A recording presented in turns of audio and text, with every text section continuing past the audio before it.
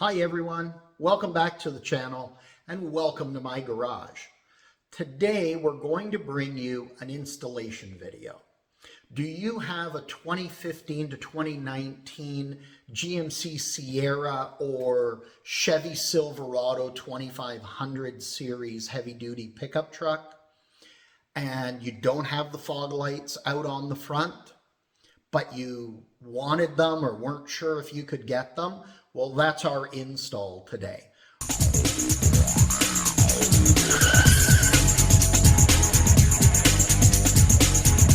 We're going to take, and I'm going to post a picture up of the front of our truck because it doesn't have the fog lights, it has the simple inserts, and I'll just put the picture up here so you can see what it looks like and compare it to your truck. We're going to install a set. We've purchased this set from Amazon.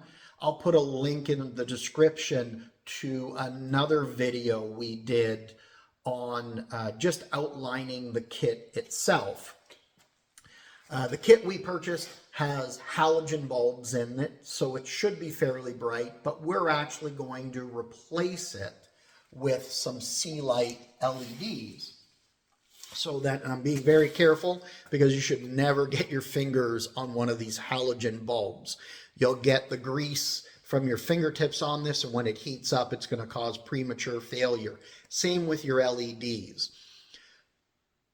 It comes with the halogen 5202 bulbs. We're actually going to replace them with C-Light Force LED 5202s.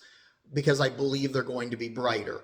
And we'll be able to test this at the end to see the brightness.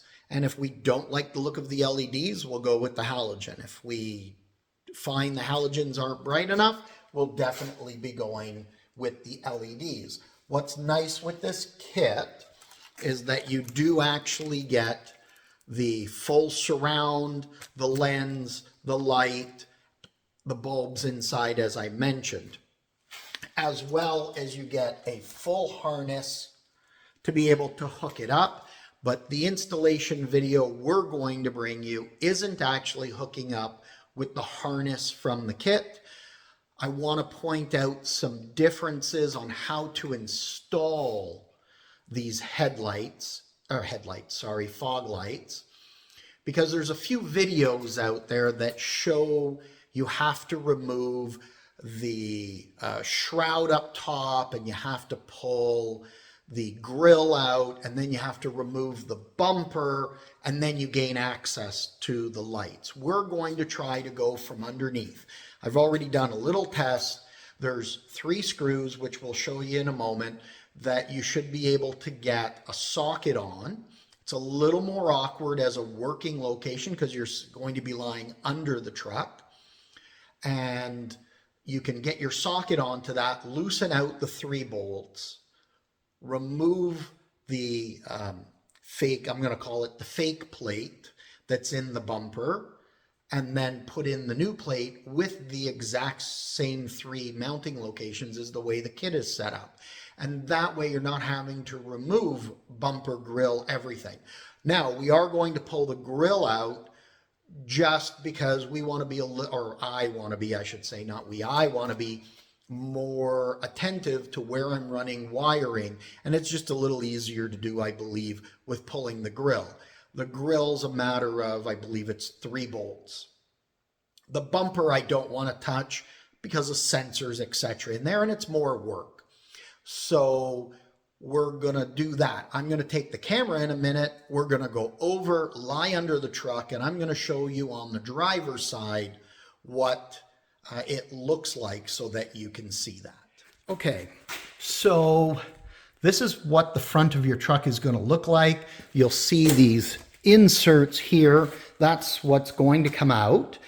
A little helpful hint. We've actually put our truck up on 2 sets of 2x6s, 2x8s you can use, and raised it basically the 4 inches, just because of that front wind skirt It actually gives us a little more room, makes it a little easier to get underneath. If you have a hoist, you can use that as well. I just didn't feel like taking the cars that are in storage off the hoist to do a couple of fog lights. So that's a little cheat, and I'm going to show you now. So we will come under the truck here. That allows us to slide in, and you will see there's the bottom bolt that fastens in. There's another one just up to the right that you can access by putting your hand into this opening behind the bumper. And then there is a third one. I'm not going to be able to get you that shot. Actually, there it is. The third one is just to the left side of the opening.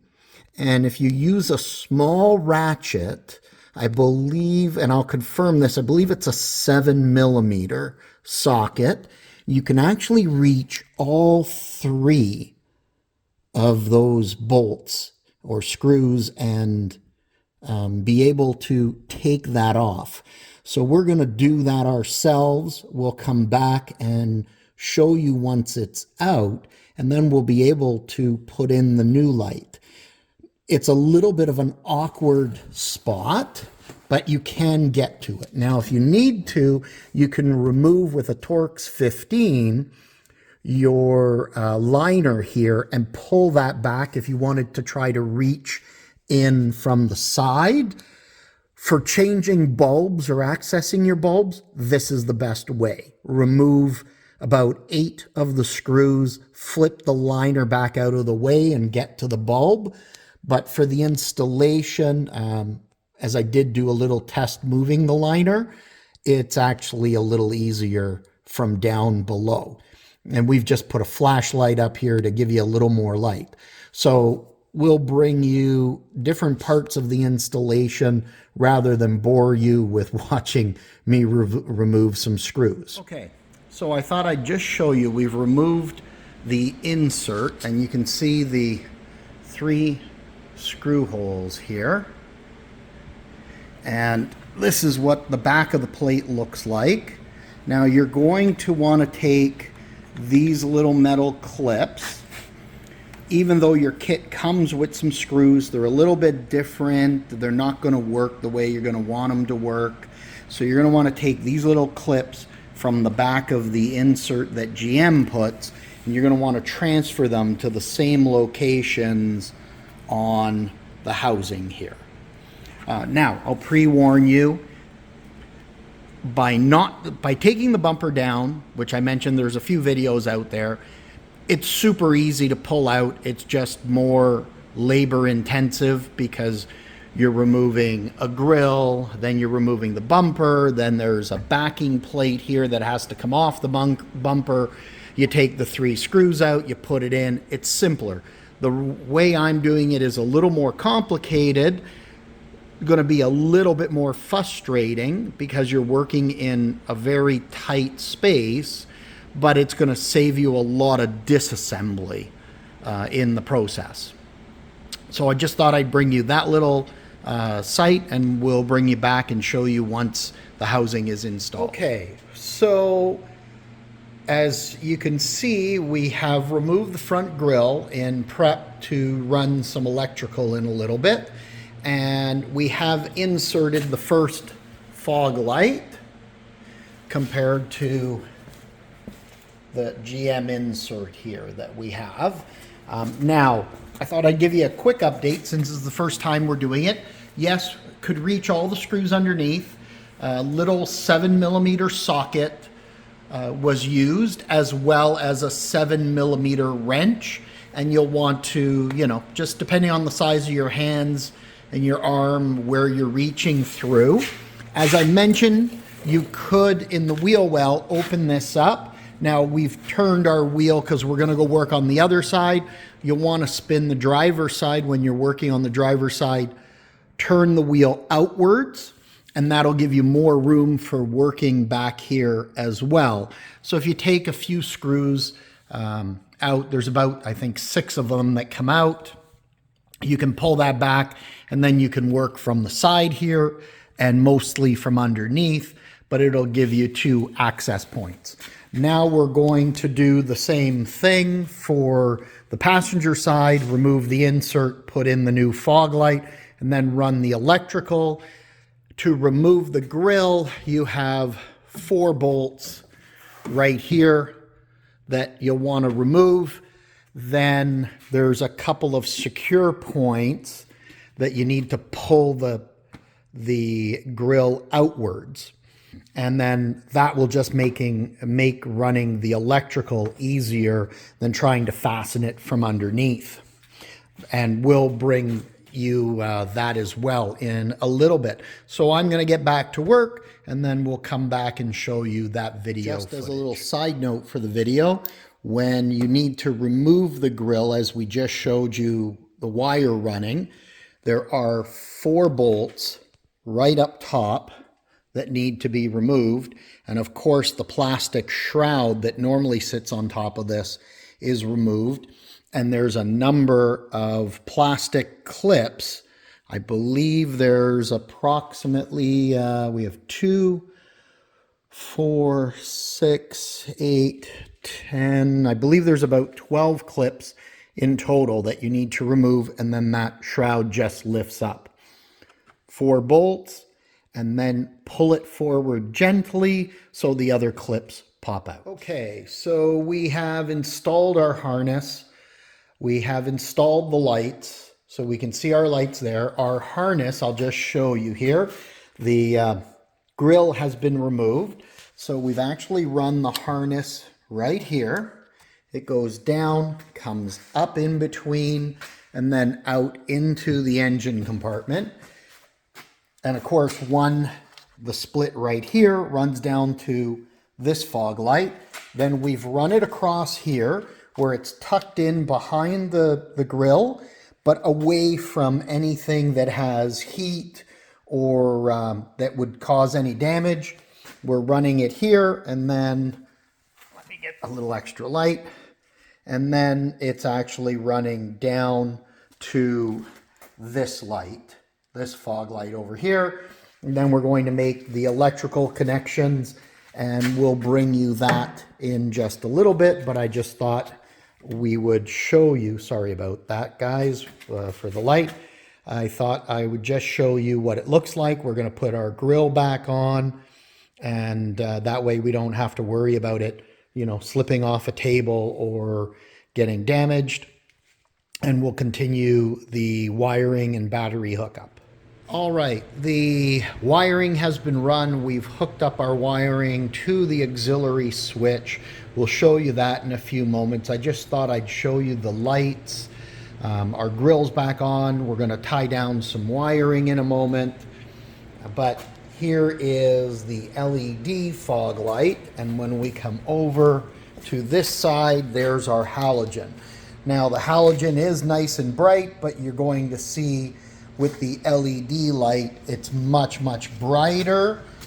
We will bring you, when it gets dark, we will bring you, or I'll bring you some footage of it, the way it shines. But even up close on the garage door, you can see the difference in the beam pattern that we're seeing. Much better spread, much brighter on the door than what the halogen on the right is showing. So definitely worthwhile. The downside of the LED is going to be if you do a lot of driving in winter conditions, it's not going to put heat out on the lens like the halogen will. So in a snowing, partially freezing rain, wet snow kind of condition, the halogen would melt any buildup on the lens where the LED won't. Just something to consider for many of us Canadians when you're driving in the winter conditions. What I'm also going to show you here, so we were talking about the wiring, we've brought it up from the front. We are going to tie it down along the side, and if you're using the factory auxiliary switches, it comes down. This is going to get tied down now and a loom put over it, but it's going to actually pass through. It's a little hard to see here, but it's going to pass through this little grommet area. I'll do a separate little video on that auxiliary switch and where it passes, just for those of you that have it in your truck and you might be interested in using it. So we'll bring you the finished look in just a little bit, and the nighttime video showing the light pattern and the difference between the two lights. All right, the wiring has been run. We've hooked up our wiring to the auxiliary switch. We'll show you that in a few moments. I just thought I'd show you the lights. Our grill's back on. We're gonna tie down some wiring in a moment. But here is the LED fog light. And when we come over to this side, there's our halogen. Now the halogen is nice and bright, but you're going to see with the LED light, it's much, much brighter. We will bring you, when it gets dark, we will bring you, or I'll bring you some footage of it, the way it shines, but even up close on the garage door, you can see the difference in the beam pattern that we're seeing. Much better spread, much brighter on the door than what the halogen on the right is showing. So definitely worthwhile. The downside of the LED is going to be if you do a lot of driving in winter conditions, it's not going to put heat out on the lens like the halogen will. So in a snowing, partially freezing rain, wet snow kind of condition, the halogen would melt any buildup on the lens where the LED won't. Just something to consider for many of us Canadians when you're driving in the winter conditions. What I'm also going to show you here, so we were talking about the wiring, we've brought it up from the front. We are going to tie it down along the side, and if you're using the factory auxiliary switches, it comes down. This is going to get tied down now and a loom put over it, but it's going to actually pass through. It's a little hard to see here, but it's going to pass through this little grommet area.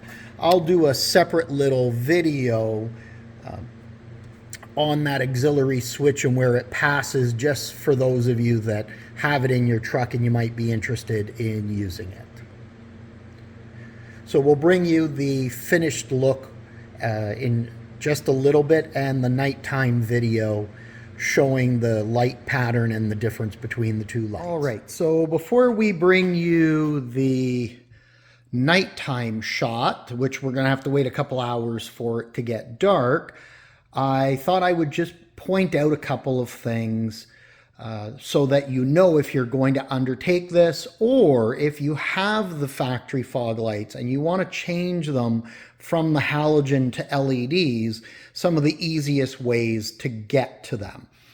The driver's side, very easy to get to. It's much easier. On the passenger side here, what you'll need to do is pull back your wheel well liner and just lift it up and out of the way, and that will give you really good access to getting the bulb. You can see here, you can go right down the side, pull that bulb out and change it. If you need to aim the fog lights, you're able to do that without touching any of the wheel well liner. You would just simply slide under the truck, reach up to the adjustment knob and adjust it up or down to get the best beam fitting on it. However, before you can gain that access, there is this little piece, and it just sits like this inside the wheel well here. And it looks like it's just designed to direct some airflow around. So there's two bolts that need to be undone, so that can be removed so that you have this kind of access to changing the bulb. So just something to be aware of.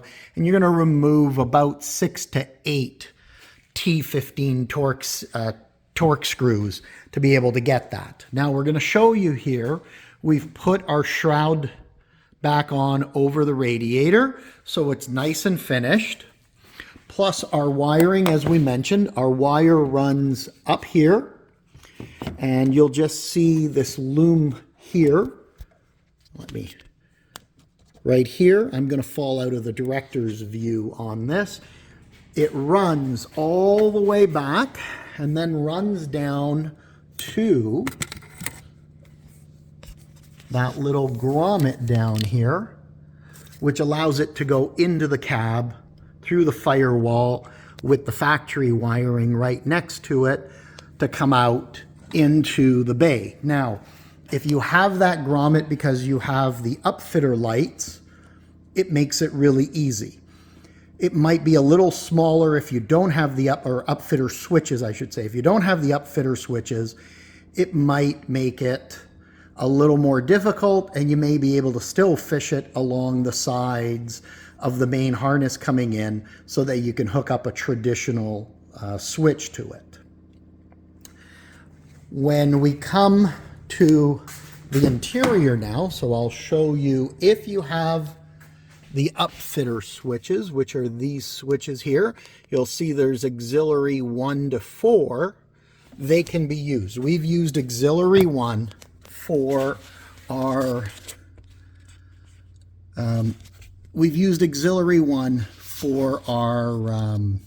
fog lights. Now, under your dash, right behind the brake pedal here, there is a box.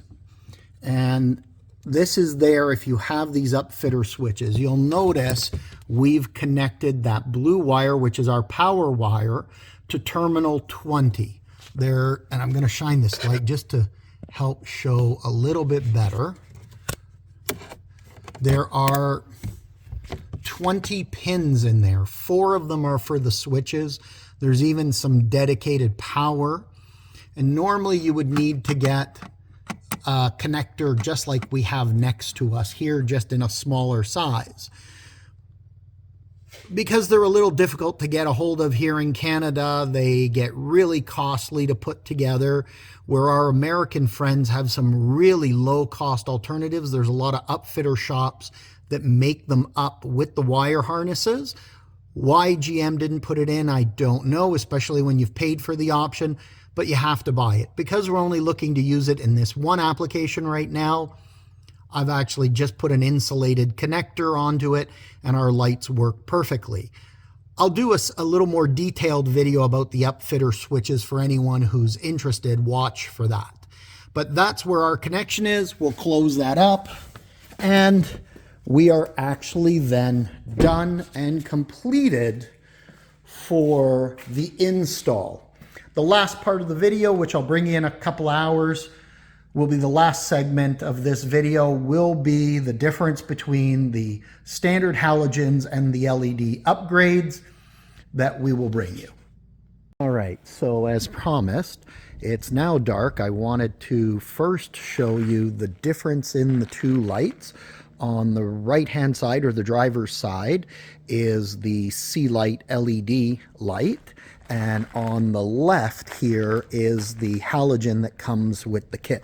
And you can already see quite a bit of difference in the brightness. However, if I were watching this video, what I would want to see is actually from the truck, what does it look like and how much light is it giving?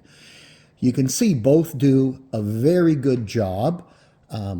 However, on the driver's side, or now the left side of the screen, you can see is much brighter in its field than on the right-hand side.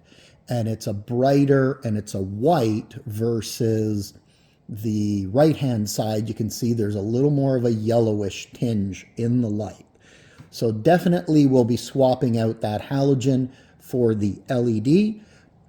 And you guys let me know. I hope you liked the video.